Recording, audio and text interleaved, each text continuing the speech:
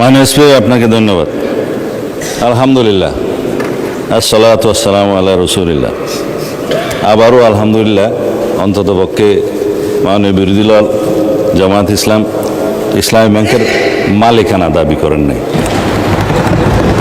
আপনারা বলেছেন যে ন্যায় নীতির পথে ফেরত আসতে হবে। ওই ন্যায় নীতির পথে ফেরত আসার জন্যই বাংলাদেশ ব্যাংক ব্যবস্থা গ্রহণ করবে। মাননীয় স্পিকার, আমরা মানে বিরোধী দলীয় নেতার এবং জামায়াত ইসলামের দুঃখ বুঝবো না। মাননীয় স্পিকার, ওই আছে না, চিরসুখী জন ভ্রমে কি কখন বুঝিতে কি পারে, কি যাতনা বিষে বুঝিবে সে কিসে, কবু আসিবে সে ধ্বংসে নিজারে।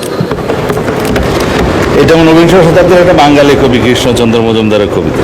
তার আরো কয়েকটা লাইন আছে, যতদিন ভবে না হবে না হবে, তোমার অবস্থা আমার সম, ঈষৎ হাসিবে শোনে না শুনিবে, বুঝে না বুঝিবে যাতনা মম। আমাদের এখানে কবি বেশি আছে মানুষ। তো এখন বটম আপ করি। মাননীয় বিরোধী দলীয় উপনেতা বলেছেন যে শেয়ারগুলো ডাকাতি করে কিনে নেওয়া হয়েছে। ইবনে সিনার 2% শেয়ার ছিল। মাননীয় স্পিকার, ব্লক মার্কেটে 3 গুণ দামে তারা শেয়ার বিক্রি করেছে। এটা তো রেকর্ড। পাবলিকলি লিস্টেড কোম্পানির শেয়ার ব্লক মার্কেটে 3 গুণ দামে বিক্রি করা হয়েছে। এছাড়া বর্তমান শেয়ার হোল্ডিং স্ট্যাটাস অনুসারে এখানে মাননীয় অর্থমন্ত্রী এখানে আছে 81%, 92% বোধহয় একটা গ্রুপের। তারা যেভাবে বললেন, আমি জানি না খতিয়ান, এটা স্ট্যাটিস্টিক্স বলছে। দয়া করে আপনারা না বললে খুশি হবো, আপনাদের বলার সময় আমরা বলি নাই।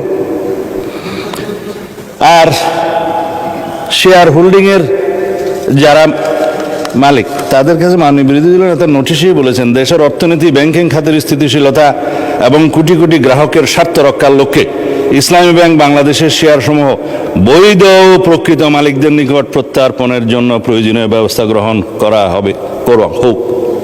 সেই বৈধ এবং প্রকৃত শেয়ার হোল্ডারদের কাছে এই মালিকানা ফেরত দেওয়ার যথাযথ ব্যবস্থা গ্রহণ করা হবে। মাননীয় স্পিকার, এখন কারা কত % শেয়ারের মালিক সেদিনও বক্তৃতায় বলেছিলেন প্রকাশ করা হোক।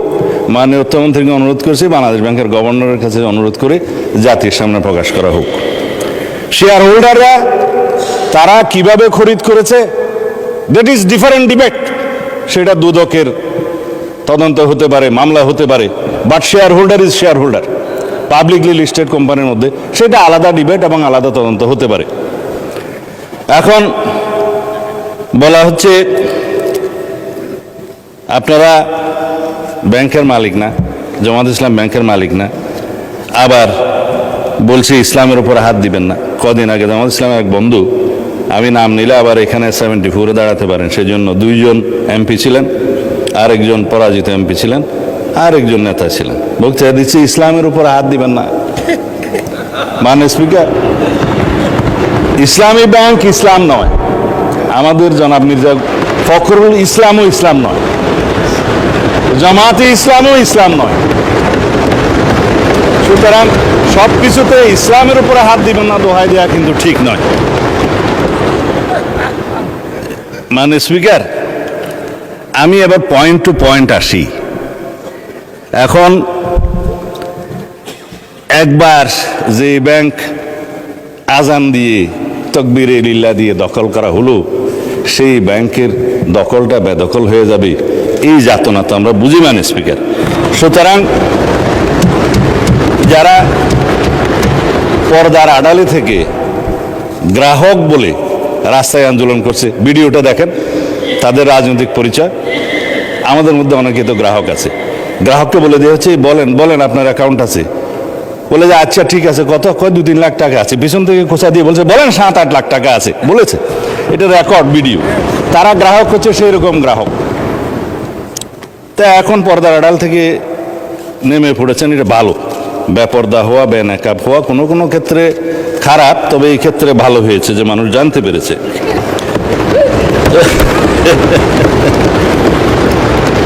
মাননীয় স্পিকার, এখানে RDS নামে একটা প্রকল্প আছে। সেই প্রকল্পের এটা হচ্ছে ইসলামী ব্যাংকের একটা ফ্ল্যাগশিপ প্রকল্প। এই প্রকল্পের মূল হচ্ছে পল্লী উন্নয়ন প্রকল্প নামে, যেখানে 5,000, 10,000, 20,000 টাকা পর্যন্ত লোন দেয়া যায়। নারী গ্রাহকের সংখ্যায় বেশি। ভোটের আগে 10,000 টাকা করে অনেক নারীকে দেয়া হয়েছে। লাইনে আমার এক ভোটার জিজ্ঞেস করছে, আমার এক কর্মী, মা আপনি কোথায় দিবেন? বলছে যে বাবা, বলছে কোরআনের দল না দিলে তো জান্নাতে যাওয়া যাবে না, 10,000 টাকাও দিয়েছে, বলেছে এটা মাফ হয়ে যাবে, আরো 10,000 টাকা পাবো। এইভাবে মাননীয় স্পিকার মুনাস হিসাবে দাঁড়িপাল্লায় ভোট দিলে জান্নাত পাওয়ার নিশ্চয়তাও দিয়েছে। এই RDS প্রকল্পের মধ্যে কত হাজার কোটি টাকা ডিস্ট্রিবিউট হয়েছে জানেন? 22,000 কোটি টাকা ডিস্ট্রিবিউট হয়েছে।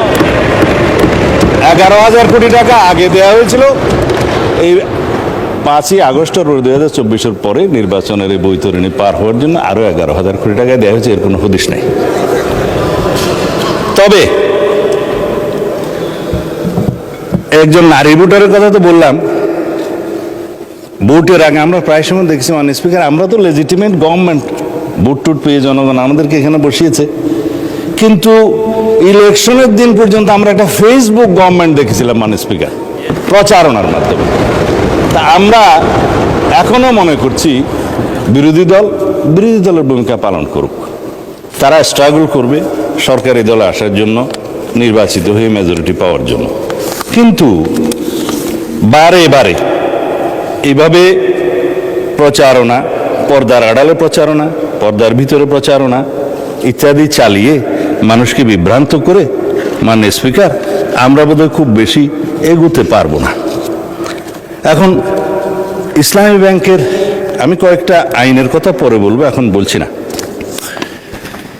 ইসলামী ব্যাংকের নবনিযুক্ত চেয়ারম্যান দায়িত্ব নিলে এবং এই চেয়ারম্যানকে দায়িত্ব পালন করতে না দিলে কি হবে সেটা আইনে বলা আছে। বাংলাদেশ ব্যাংকের ব্যাংক কোম্পানি আইন অনুসারে সেকশন 45, 46, 47 এবং লাস্টে 57-এ এই কথাগুলো বলা আছে। মাননীয় অর্থমন্ত্রী বলছে যে আইন উনি বলবেন, তা আমার একটু অভ্যাস খারাপ বলে আগে বলে দিচ্ছি। বাংলাদেশ ব্যাংকের নির্দেশ দানের ক্ষমতা, বাংলাদেশ ব্যাংক যদি এই মর্মে সন্তুষ্ট হয় জনস্বার্থে মুদ্রানীতি এবং ব্যাংক নীতির উন্নতির বিধানের জন্য কোনো ব্যাংক কোম্পানির আমানতকারীদের স্বার্থের পরিপন্থী এবং ব্যাংক কোম্পানির স্বার্থের পক্ষে ক্ষতিকর কার্যকলাপ প্রতিরোধ করার জন্য যে কোনো রকমের সিদ্ধান্ত বাংলাদেশ ব্যাংক দেওয়ার এখতিয়ার রাখে এবং সংশ্লিষ্ট ব্যাংক কোম্পানিগুলো উক্ত আইন নির্দেশ পালনে বাধ্য থাকবে। ব্যাংক কোম্পানির পরিচালক সেকশন 46 ইত্যাদির অপসারণ বাংলাদেশ ব্যাংকের ক্ষমতা, চেয়ারম্যান থেকে বোর্ড অফ ডাইরেক্টরস সবার। তারপরে আপনার 49-এ বাংলাদেশ ব্যাংকের অধিকতর ক্ষমতা আছে, 47-এ পরিচালনা পরিষদ বাতিলের ক্ষমতা আছে। বিস্তারিত পড়লে আমার ওই 15 মিনিটে কোলাবে না, সেই জন্য বলবো না। এই পরিষদ বাতিল করা এবং নির্দিষ্ট মেয়াদ পর্যন্ত নির্দেশনা দেওয়া, এগুলো সব বাংলাদেশ ব্যাংকের এখতিয়ার। ব্যাংক কোম্পানি আইন, তাইলে আগে আইন পরিবর্তন করেন, বাংলাদেশ ব্যাংক কোম্পানি আইন পরিবর্তন করে তারপর আপনারা এই আলোচনায় আসেন। অন্যথায় রেগুলেটরি অথরিটি হিসাবে বাংলাদেশ ব্যাংক তার নিজস্ব ক্ষমতা বলে দেশের স্বার্থে, ব্যাংকে রক্ষা করার স্বার্থে এই সমস্ত কার্যক্রম তারা চালু করবে। মাননীয় স্পিকার তারা তদন্তের কথা বলছেন, তদন্ত করার জন্যই তো। যদি এখন বলি আপনারা 5ই পরবর্তী এই ব্যাংকের যারা লোন গ্রহণ করেছে, আমি নামই বলি, নাবিল গ্রুপকে 700 কোটি টাকা এলসির এগেনস্টে লোন দেওয়া হয়েছে, পরে এই মালামাল বিক্রি করে ব্যাংকে টাকা ফেরত দেওয়া হয়নি। দুষ্ট লোকেরা বলে সেটা কোনো এক দলের নির্বাচনে তহবিলে গেছে। এবং তারা একটা টিভি চ্যানেল প্রতিষ্ঠা করেছে এবং সেই টিভি চ্যানেলটা কোন পক্ষে খেলছে সেটা আমরা জানি। তার ব্যাংক লায়াবিলিটি হচ্ছে 16,000 কোটি টাকা। তার বিরুদ্ধে তদন্ত কেন হচ্ছে না? সেই জন্য তদন্ত হবে মাননীয় স্পিকার। এখন লান্তাবুর গ্রুপকে হেড অফিসের অ্যাপ্রুভেল ছাড়া নির্বাচনের আগে 40 কোটি টাকা লোন দেওয়া হয়েছে, যার কোনো সদুত্তর নাই। এগুলো তদন্ত হবে মাননীয় স্পিকার। সোশ্যাল কর্পোরেট রেসপন্সিবিলিটির নাম দিয়ে যারা ঢাকা থেকে কক্সবাজার পর্যন্ত বিমানের টিকিট পর্যন্ত ব্যাংকের থেকে করিয়েছে, সেগুলোরও তদন্ত হবে মাননীয় স্পিকার। রেকর্ড আছে, এগুলো পত্রিকায় প্রকাশিত হয়েছে। এই আরডিএস প্রকল্প থেকে, এলসির এগেনস্টে লোন দেয়া থেকে, এই যে গ্রুপের কথা বললাম, নামও তো মনে নেই, লান্তাপুর না কি যেন, লান্তাবুর, এগুলো তদন্ত হবে। এই তকবির দিয়ে ব্যাংক দখল করার পর যাদেরকে চক্রচ্যুত করা হয়েছে তাদের সংখ্যা হচ্ছে ৯,০০০। অন্যায্যভাবে কোনো আইন কানুন না দেখিয়ে তাদেরকে নিয়ম বহির্ভূতভাবে চাকরিচ্যুত করা হয়েছে। তারা প্রায় সময় ডেমনস্ট্রেশন করে রাস্তায়, আপনারা দেখতে পারেন পত্রিকায়। শুধু তাই না, 6,000 নতুন নিয়োগ দেওয়া হয়েছে, তাদের সবাই একটি রাজনৈতিক মতাবলম্বী লোক, এবং তাদেরকে কনফার্ম করা হয়েছে 50%, আর 50% করার তালে আছে, তদন্ত হলে আর পারবে না। 13,000 প্রমোশন দেওয়া হয়েছে, যারা যেই ক্যাটাগরি থেকে প্রমোশন পেয়ে যে ক্যাটাগরিতে যাওয়ার কথা না, 2টা 3টা করে প্রমোশন দেওয়া হয়েছে। এই নিয়মগুলো তো হয়েছে মাননীয় স্পিকার, ইসলামের নামেই তো হয়েছে বলে মনে হয়। তো সুতরাং এগুলো তদন্ত হলে হয়তোবা আমাদের কারো নাম ওখানে চলে আসতে পারে। এই তদন্ত হোক, টাকা কোথায় সরানো হয়েছে সেটা তদন্ত হোক। যেহেতু দাবি করা হয়েছে যে এস আলম গ্রুপের লক্ষ কোটি টাকা পাচার করার যে অভিযোগ তোলা হয়েছে, আমরা দাবি করছি মাননীয় স্পিকার, সমস্ত অর্থ পাচারের তদন্ত করা হোক, বাংলাদেশ ব্যাংকের নেতৃত্ব করা হোক, যারা বাংলাদেশের টাকা, মানুষের টাকা পাচার করেছে বিদেশে, সকলের বিরুদ্ধে তদন্ত করা হোক। শুধু অভিযোগ দিয়ে ক্ষান্ত হইলে হবে না, কিন্তু এগুলো তদন্ত করা হবে মাননীয় স্পিকার। এই যে ইন্টারিম গভর্নমেন্টের সময় দখলদারিত্ব এবং মব সৃষ্টির একটা পায়তারা যে ছিল, সেগুলোরও তদন্ত করা হবে। তারা কোথায় কার নামে লোন দিয়েছে, কর্পোরেট সোশ্যাল রেসপন্সিবিলিটির টাকা কোথায় ব্যবহার করা হয়েছে, নির্বাচনের আগে সেই তহবিল কোথায় গিয়েছে, আরডিএস প্রকল্পের টাকা কত লোককে দেওয়া হয়েছে, কিভাবে দেওয়া হয়েছে, সেগুলো ফেরত আনার ব্যবস্থা করা হবে, তদন্ত করা হবে মাননীয় স্পিকার। এখন সেই জন্যই বলছিলাম, কি যাতনা বিষয়ে বুঝিবে সে কিসে, কবু আসি বিষে দংশে নিজারে। আমরা ন্যায় নীতি প্রতিষ্ঠা করতে যাচ্ছি, আপনাদের আহ্বান মতো যে এখানে দুনিয়াতে ন্যায়ের নীতি প্রতিষ্ঠা করা হবে, সৎ পথে ন্যায় আশা করা হবে। তো ন্যায় একজনের জন্য চাইবেন, আপনাদের জন্য চাইবেন না, তা তো হতে পারে না। আমরা সকল গ্রাহকের এবং শেয়ার হোল্ডারদের স্বার্থ রক্ষা করব, ন্যায় নীতি প্রতিষ্ঠা করব, সুষ্ঠুভাবে তদন্ত করব।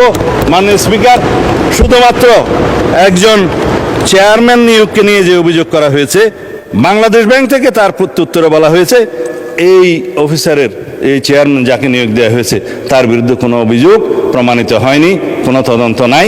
যদি নতুনভাবে অভিযোগ আসে সেটা তদন্ত হবে। এখনো পর্যন্ত তো সে প্রিজাম্পশন অফ ইনোসেন্স নীতি অনুসারে তার বেনিফিটটা পাবে, যে তার বিরুদ্ধে শুধু অভিযোগ আনা হচ্ছে মৌখিক বা পত্রিকায়, সেই অভিযোগের তো তদন্ত হয় নাই। সুতরাং প্রিজাম্পশন অফ ইনোসেন্স হিসাবেই সে তার বেনিফিটটা পাবে। যদি অভিযোগ আনে, তদন্ত হবে, তখন সেটা দেখা যাবে। এবং he who seeks equity must come with clean hand, this is one of the maximum of the equity. তারা যেগুলো বলছে, তারা যদি ক্লিন হ্যান্ডে থাকে, তাইলে তারাও তদন্তের ফেস করুক মাননীয় স্পিকার। যাদেরকে আজকে ব্যাংক কর্মচারীদেরকে অফিসে ঢুকতে দেওয়া হচ্ছে না, এবং কলম বিরতির নামে জবরদস্তিমূলক ব্যাংকে যেয়ে বাধা দেওয়া হচ্ছে, আমাদের কাছে তো ভিডিও আছে। আমরা যেহেতু এই স্বরাষ্ট্র মন্ত্রণালয়ের দায়িত্ব পালন করছি, আমাদের কাছে এই সমস্ত কিছু রাখতে হয়। এই সমস্ত তদন্ত ভিডিও সহ, অডিও সহ সব কিছু আছে। মাননীয় বিরোধী দলীয় নেতা এক জায়গায় বক্তৃতা দিয়ে বলেছেন, তার বুকের উপর দিয়ে যাবে, যদি টিয়ার গ্যাসগুলি করতে হয় আমার উপর দিয়ে যাওয়া, আমি গ্রাহকের সেবা নিশ্চিত করব। গ্যারান্টেড মাননীয় বিরোধী দলীয় নেতা, গ্রাহকদের, আমানতকারীদের স্বার্থ নিশ্চিত করার জন্য আমরাও বুক পেতে দেবো, শুধু আপনি কেন। সুতরাং ন্যায় নীতি প্রতিষ্ঠা করা হবে। আজকে ইন্টারেস্টিংলি দেখছি আমাদের এনসিপির বন্ধুরা কেউ নাই।